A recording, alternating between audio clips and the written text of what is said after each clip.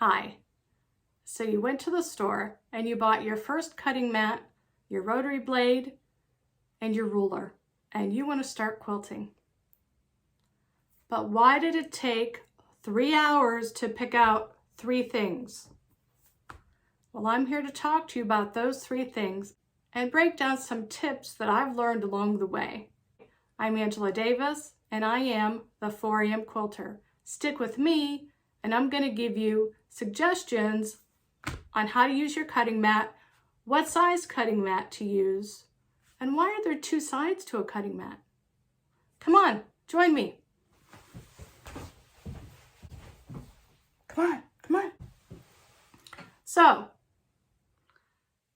welcome to the world of quilting. You bought your first cutting mat. Was that selection daunting? It was for me. My first cutting mat was a 24-inch by 18 inches, and I'm going to show it to you. Now, this isn't my very first cutting mat. My very first cutting mat was 23 years ago, and it has since seen its days. This is the size that I bought my very first time quilting, and this is a pretty standard size. It functions very well for the purpose of cutting regular yardage. So let me show you what that means. So what that means is when you're cutting, there should be sufficient space between the bottom of the bottom fold of your fabric and the top fold of your fabric. And then the length of it's going to drape off to the side depending on what side, whether you're left-handed or right-handed.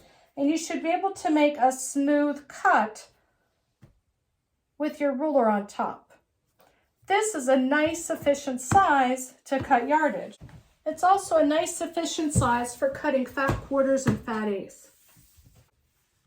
So in the beginning, when I bought my first cutting mat, this was the standard size that I bought. Now, there are larger mats and there are smaller mats. I have since upgraded to a mat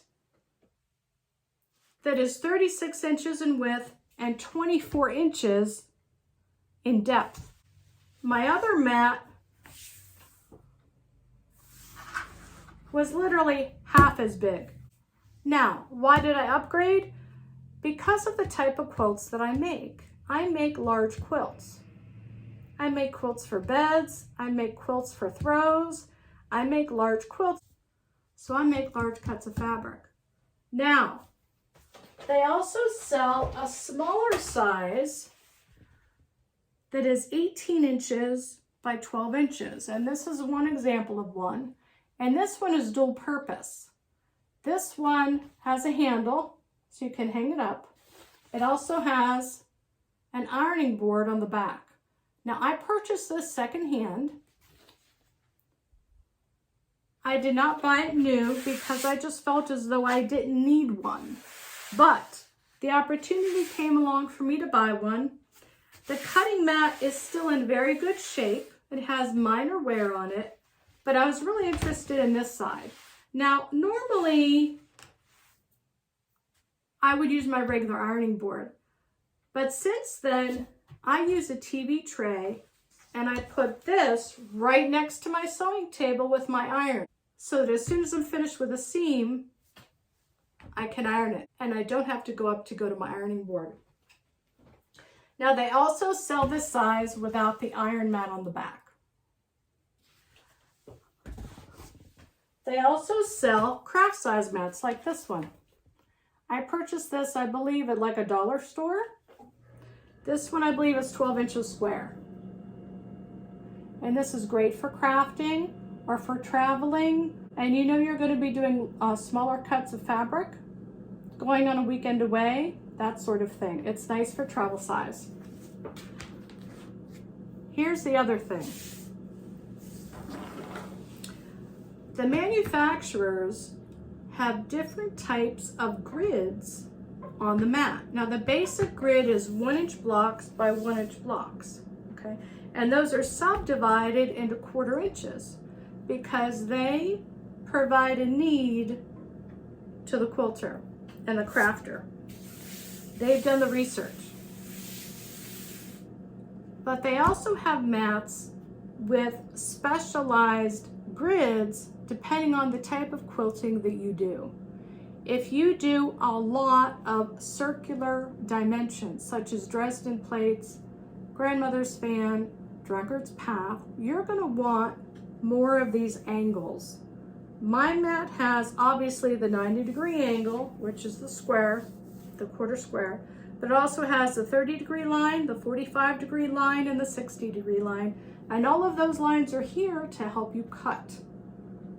Also, we tend to, when we cut, we walk in the door, we set the mat down, we start cutting.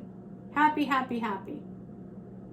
So things are going along smoothly, you're cutting with your new mat, and then one day you go to cut a piece of fabric and it's dark, and your mat's dark, and you're trying to figure out, where's my line at?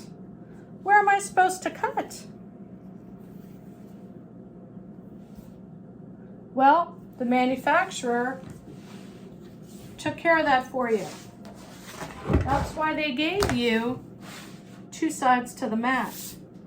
This one, it's a lighter color, so you can cut your dark fabrics against your light side, and vice versa. So keep that in mind when you're cutting. Use both sides of your mat depending on the color shading and gradations of your fabric.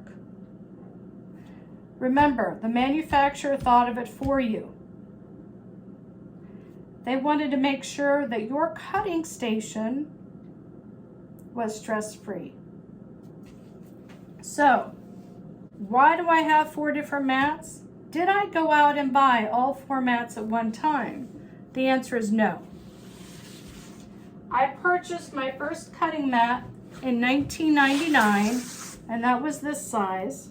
And I used that mat until literally I couldn't use it anymore.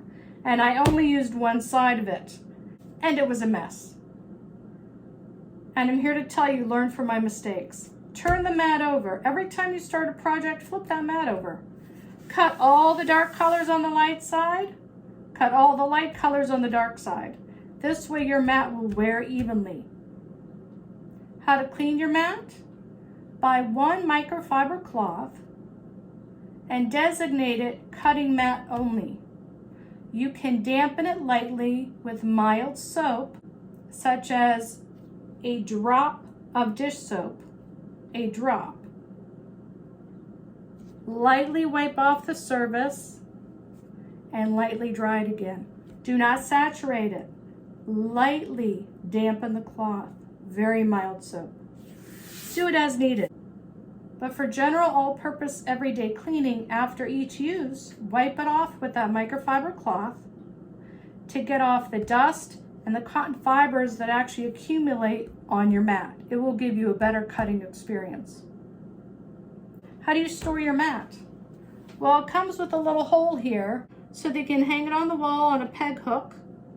I have a pegboard on my back porch, but I don't generally keep it on my back porch because of the fluctuation in temperature. I keep my mats in the house. I have a separate table in my basement that I keep my extra mats on, but my main mat stays inside the house. I bring it out to the back porch during the cool weather, mild weather, not high heat. The high heat and humidity will damage the mat, it will warp it. I try to keep mine flat.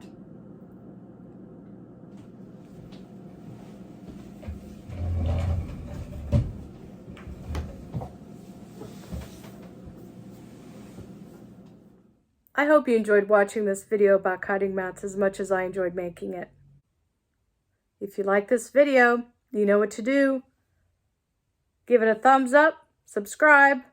I'm Angela Davis, and I'm the 4 AM Quilter. Have a great night.